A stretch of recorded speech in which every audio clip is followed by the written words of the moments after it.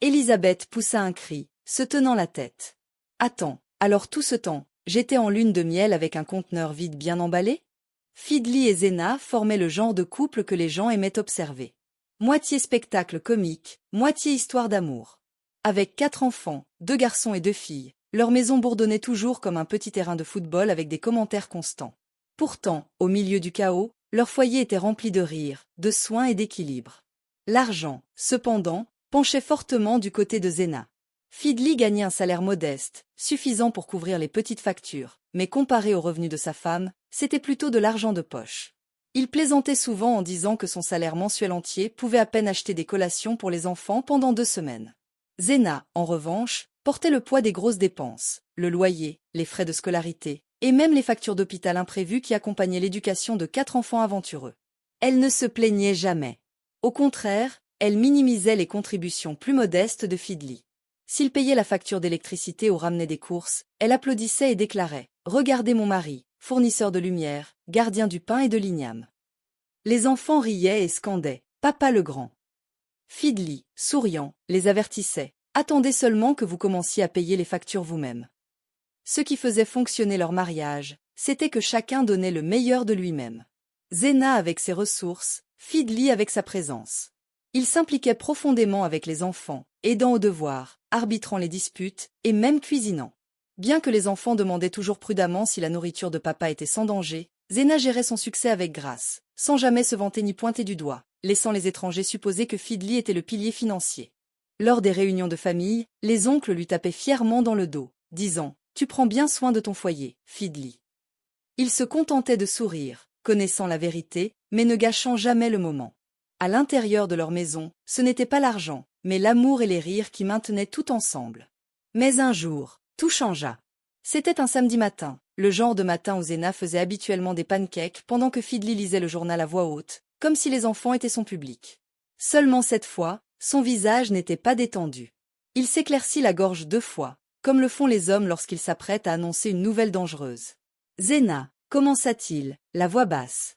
Elle battait des œufs, sans le regarder. « Il y a quelque chose que je dois te dire. »« Hachem » répondit-elle distraitement. « C'est encore que tu as brûlé ma casserole. » Fidli rit nerveusement, se grattant la tête. « Non, c'est, eh bien, il y a quelqu'un d'autre. Une femme. Je l'ai mise enceinte. » Le fouet s'immobilisa en l'air. Pendant un instant, la cuisine devint silencieuse, à l'exception du bruit des dessins animés des enfants en arrière-plan. Zena se tourna lentement, ses yeux se plissant comme si elle n'avait pas entendu. « Enceinte » répéta-t-elle, sa voix stable, presque trop calme. Oui, la voix de Fidli se brisa. Elle va bientôt avoir le bébé. Zena le fixa comme s'il venait d'avouer avoir volé des chèvres sur la place du village. 10 ans de sacrifices défilèrent dans son esprit. Le loyer, les frais de scolarité, les nuits où elle travaillait tard, les matins où elle repassait ses chemises, les vacances qu'elle planifiait. Et maintenant, il était là, apportant une confession qui menaçait de tout briser. Les enfants, sentant la tension soudaine, jetèrent un coup d'œil. « Maman, papa, le petit déjeuner est prêt. » demanda l'un d'eux innocemment. Zena força un sourire pour eux, mais ses yeux restèrent fixés sur Fidli. Elle ne cria pas. Elle ne lança pas le fouet, bien que ses mains tremblaient. Elle ne pleura pas. Elle ne cria pas. Elle ne lança pas de casserole ni ne chassa Fidli de la maison comme le font les épouses dans les films de Nollywood lorsque la musique passe au tambour. Au lieu de cela, elle servit les pancakes aux enfants avec un sourire si stable qu'il effraya même Fidli. « Mangez, mes chéris, dit-elle doucement, tapotant leur tête une par une. Les enfants, inconscients, mangèrent joyeusement, riant aux dessins animés à la télévision.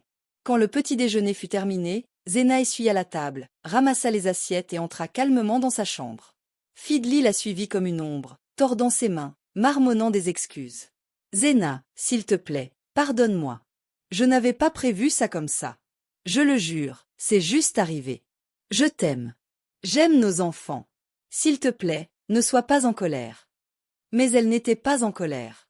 Sabait ce qui le déstabilisait le plus. Elle s'assit sur le bord du lit, calme, les yeux clairs, les mains posées sur ses genoux comme si elle parlait de la météo. « Fidli, dit-elle enfin, j'ai porté cette maison pendant 10 ans.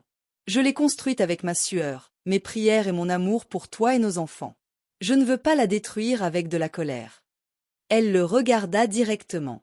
Alors, je vais te poser une question une seule fois, et je veux la vérité. Que veux-tu faire avec cette femme enceinte? Fidli hésita, déglutit difficilement, puis redressa les épaules comme s'il avait trouvé du courage. Zena, tu sais que je suis un homme Igbo traditionnel. Dans notre culture, un homme a droit à plus d'une épouse. Mon sang ne peut pas naître hors mariage. Je veux faire ce qui est juste. Ses yeux se plissèrent légèrement. Ce qui est juste. Oui, dit-il rapidement. Je veux l'épouser correctement. La faire entrer comme ma seconde épouse. Ainsi, l'enfant sera légitime et tout sera en ordre. Pendant un long moment, le silence remplit la pièce. Zena entendait les rires étouffés des enfants dans le salon, le tintement des cuillères contre les assiettes, la télévision bourdonnant. Elle étudia son mari, l'homme dont elle repassait les chemises usées, dont elle soutenait la carrière, dont elle protégeait la fierté devant le monde. Et maintenant, il se déclarait homme Igbo traditionnel après une décennie à profiter du luxe qu'elle offrait. Un petit sourire sans humour se dessina sur ses lèvres. Donc, après 10 ans de mariage, après 4 enfants, après tout ce que j'ai porté pour cette famille, ta solution est de ramener une autre femme dans ma maison. Fidli, transpirant maintenant, hocha lentement la tête. Ce n'est pas pour te faire du mal. C'est la culture. C'est mon sang. Tu sais que je ne peux pas laisser un enfant dehors. Je t'aime toujours, Zena. Tu es ma première épouse. Rien ne changera cela. Le sourire de Zena ne s'effaça pas. Mais son silence portait plus de poids que n'importe quelle explosion. Elle s'allongea doucement sur le lit, fixant le plafond. Elle aimait son foyer. Elle aimait ses enfants. Et malgré tout, elle aimait encore Fidli. Mais au fond d'elle, quelque chose avait changé, quelque chose qu'elle ne pouvait pas encore nommer. Pendant 2 jours, Zena se déplaça dans la maison en silence, ses pensées lourdes, mais son visage calme. Elle cuisinait pour les enfants, aidait aux devoirs, riait même à leurs blagues. Mais dans son esprit, elle luttait avec la plus grande décision de sa vie. Amour, trahison, devoir, dansant en elle comme des esprits agités. Fidli, de son côté, ne dormait pas bien ces nuits-là. Il l'observait de près, s'attendant à une explosion, mais elle ne vint jamais.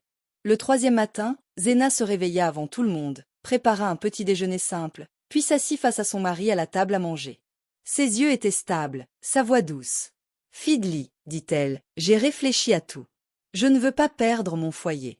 Je ne veux pas que nos enfants grandissent dans le chaos. Si tu penses que la faire venir est la bonne chose, alors vas-y. J'accepte mon destin et je reste. » Fidli cligna des yeux, incertain d'avoir bien entendu. « Tu es sérieuse ?» Elle hocha lentement la tête. « Oui, je te soutiendrai. » Le soulagement l'envahit comme une eau fraîche. Il saisit ses mains et les embrassa, murmurant « Zena, tu es une femme bonne, une femme rare. Dieu te bénira pour cela. » Et cette même semaine, les préparatifs pour le mariage traditionnel de la seconde épouse, Elisabeth, commencèrent. L'ironie n'échappa pas à Zena. C'était elle qui débloquait l'argent de son compte pour financer la cérémonie. Elle commanda des boissons, acheta des pagnes pour les femmes, et envoya même de l'argent au village de Fidli pour que tout se passe bien. Le jour du mariage, la cour était animée par la musique et les rires. Les tambours battaient le tambour parlant. Les femmes dansaient en dentelle colorée, et les parents félicitaient Fidli d'être un vrai homme. Zena affichait son sourire le plus éclatant, vêtue d'or et de bordeaux, et dansait comme la femme la plus heureuse du monde. En fait, elle dansait plus que quiconque. Ses pas gracieux, son rire résonnant dans la foule. Les gens applaudissaient et disaient « Regarde comme elle est supportive. Une vraie reine. » Fidli, en l'observant, se sentait fier. Dans son cœur, il pensait « Ma femme est vraiment spéciale. Qui d'autre accepterait cela avec autant de joie ?» Elisabeth, la nouvelle mariée, était assise timidement dans son coin, tandis que Zena se déplaçait comme l'hôtesse, s'assurant que tout le monde mangeait et buvait bien. Elle embrassait les parents, jetait de l'argent pendant les danses, et posait pour les photos avec un sourire si rayonnant que personne n'aurait pu deviner la tempête dans sa poitrine. Le soir, alors que Fidli se tenait à côté de sa nouvelle épouse, son cœur gonflait de fierté et de gratitude. Il croyait que tout était parfait. Sa première épouse avait donné sa bénédiction. Sa nouvelle épouse était à ses côtés, et son avenir semblait plus lumineux. Quand Elisabeth emménagea dans la maison, les enfants furent naturellement curieux. Ils avaient vu leur mère sourire à travers tout. Mais maintenant, une femme étrange vivait sous le même toit. Un soir, l'aîné, audacieux comme toujours, tira sur le pagne de Zena et murmura « Maman, qui est-elle? Pourquoi est-elle ici ?» Zena ne sia pas. Elle sourit simplement et attira l'enfant près d'elle. « C'est une cousine éloignée, dit-elle doucement, tapotant la tête du petit. Elle restera avec nous un certain temps. Son ton était si calme, si rassurant, que les enfants l'acceptèrent sans poser de questions. Si maman le disait, alors ça devait être vrai. Élisabeth elle-même ne douta jamais de quoi que ce soit. Dès le premier jour, elle crut avoir épousé un homme de grands moyens. La belle maison, les enfants bien nourris, le flux constant de nourriture et de boissons. Tout semblait indiquer que Fidli était le seul pourvoyeur. Chaque fois que les factures étaient payées, elle le louait ouvertement, disant « Mon mari, tu es vraiment un homme fort.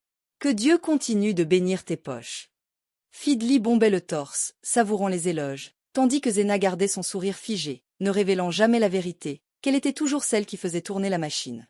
Elle payait les frais de scolarité. Elle maintenait le loyer.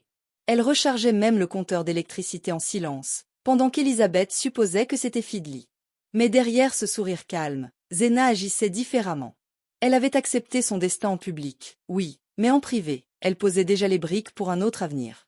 La nuit, quand tout le monde dormait, elle s'asseyait à la table à manger avec son ordinateur portable et des documents étalés, préparant soigneusement des papiers pour elle et ses enfants afin de quitter le pays.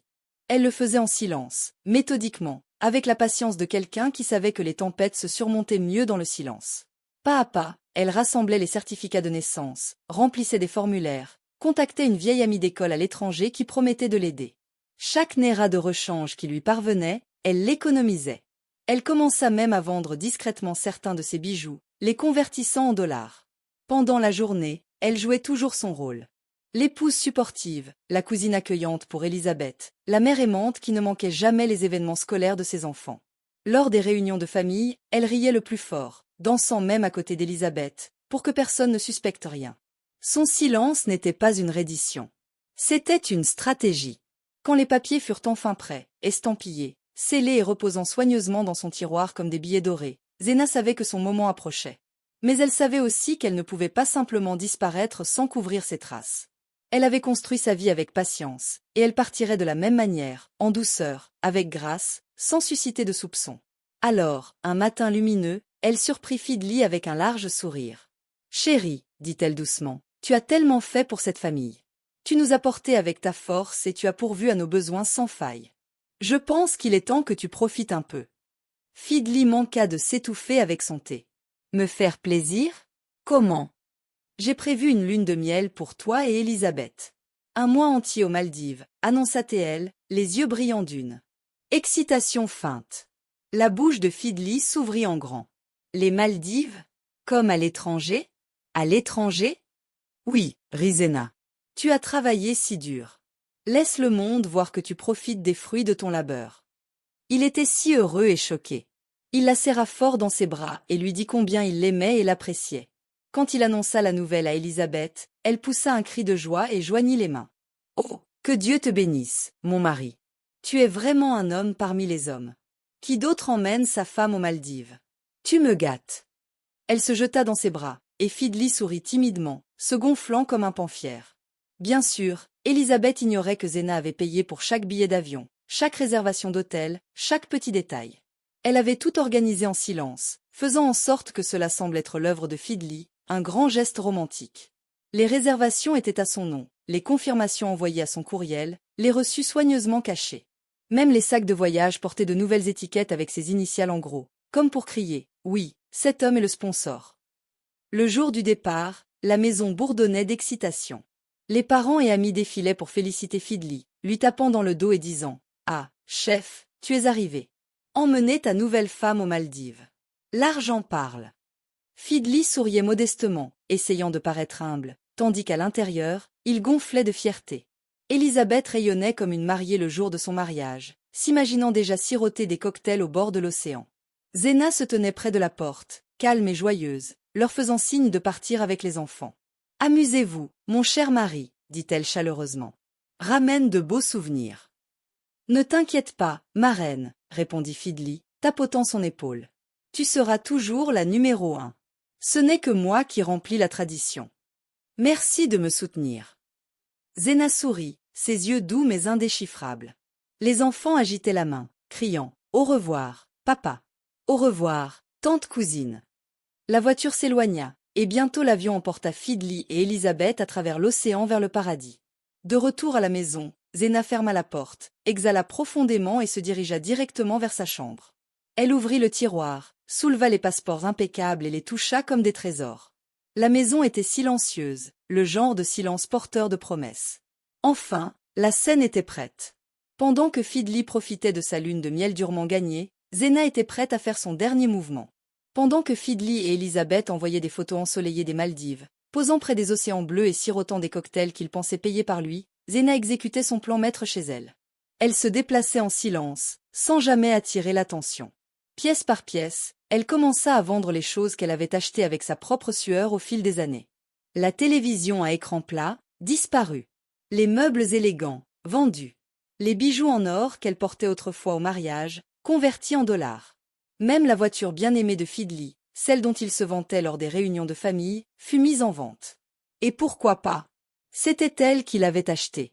Elle vendit les lits, les armoires, les placards de cuisine et le reste. Quand elle eut fini, il ne restait presque rien dans cette maison qu'elle ne pouvait pas retracer à sa propre poche. Fidli n'avait rien acheté de substantiel dont on pouvait se vanter, alors elle ne lui devait rien. Elle transforma les actifs en argent liquide avec l'acuité d'une femme d'affaires, et quand elle compta tout, elle réalisa qu'elle avait récolté bien plus que ce dont elle avait besoin pour le déménagement à l'étranger. Le timing était parfait. Le loyer de la maison devait être renouvelé, et Fidli n'avait rien laissé pour le gérer. Elle ne s'en préoccupa pas. Pourquoi renouveler un toit sous lequel elle ne prévoyait plus de dormir? 3 semaines après que Fidli et Elisabeth se furent envolés pour leur lune de miel de rêve, Zena avait tout préparé. Passeport estampillé, billets réservés, sac fait, compte réglé. Elle parcourut la maison une dernière fois, vérifiant chaque coin. Les enfants, sentant l'aventure, étaient excités. « Maman, on va vraiment en Amérique ?» demanda le plus jeune, les yeux écarquillés. Zena se pencha, caressa la joue de l'enfant et murmura « Oui, mon amour. » Un nouveau départ. Le jour du départ, elle s'habilla simplement, sans trace d'anxiété. Elle guida ses 4 enfants hors de la cour, chacun portant un petit sac. Le chauffeur de taxi chargea les valises en silence, ignorant qu'il faisait partie du dernier chapitre d'une longue histoire. Alors qu'il s'éloignait, Zena ne se retourna pas. Pas une seule fois. La maison qui avait été témoin de ses rires, de ses larmes, de ses sacrifices et de son silence s'éloignait dans la distance, mais son cœur ne vacilla pas. Elle avait donné à Fidli 10 ans de loyauté, 10 ans de sacrifice, 10 ans à construire une couronne qu'il n'avait jamais portée. Maintenant, elle reprenait son propre trône. Quand Fidli et Elisabeth reviendraient de leurs vacances aux Maldives, bronzés et souriants avec des histoires à raconter, la maison serait vide, le loyer impayé, les meubles disparus, la voiture manquante, et la femme qui avait été la véritable colonne vertébrale de sa vie serait déjà à des milliers de kilomètres, commençant une nouvelle vie aux États-Unis avec les 4 enfants qu'il appelait maman. Pour une fois, Zena ne souriait pas pour le spectacle. Ce sourire était réel. C'était la liberté. Quand Fidli et Elisabeth revinrent des Maldives, ils sortirent de l'aéroport rayonnants comme des stars d'Hollywood. Elisabeth souriait, agitant la main à personne en particulier, comme si des paparazzis l'attendaient. « Mon mari est un roi », répétait-elle, sa voix dégoulinant de fierté. Fidli marchait comme un homme qui possédait la terre, poitrine bombée, ventre en avant, chaque pas annonçant « Je suis arrivé ». Il ressemblait à des célébrités descendant d'un jet privé. Elisabeth rayonnait, traînant sa valise d'une main et tenant le bras de Fidli de l'autre. « Ah, mon mari, les gens vont nous craindre maintenant. Les Maldives aujourd'hui, Paris demain », plaisanta-t-elle alors que leur taxi entrait dans leur rue. Fidli bombait le torse comme un paon, souriant aux voisins comme s'il avait conquis le monde. Mais la marche victorieuse s'arrêta net lorsqu'ils franchirent la porte de leur cour. Elisabeth fronça les sourcils. Quelque chose n'allait pas.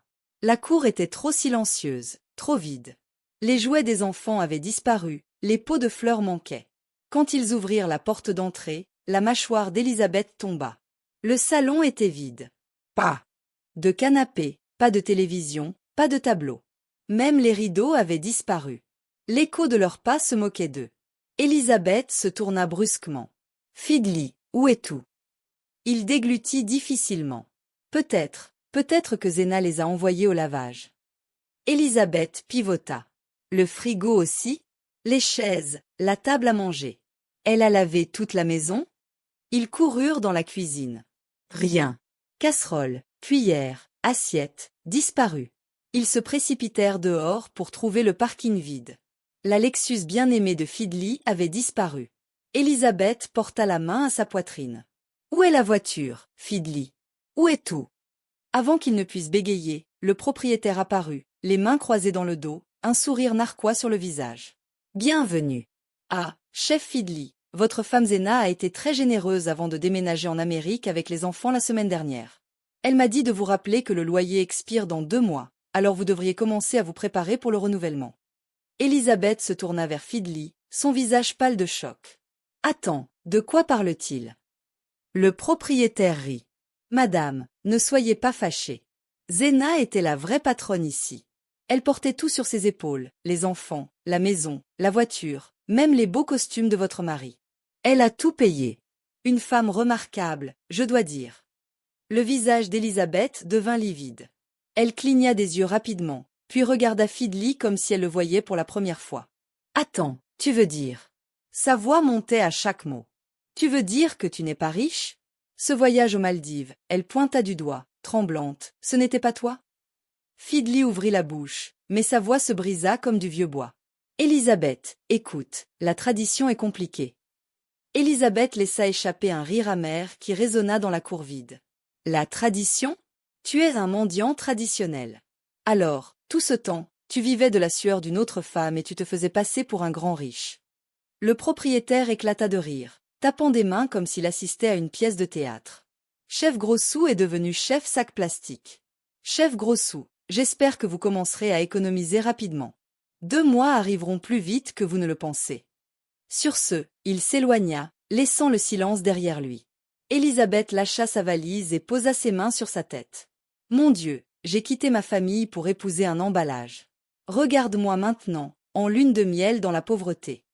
Fidley s'assit sur le sol nu, fixant le vide.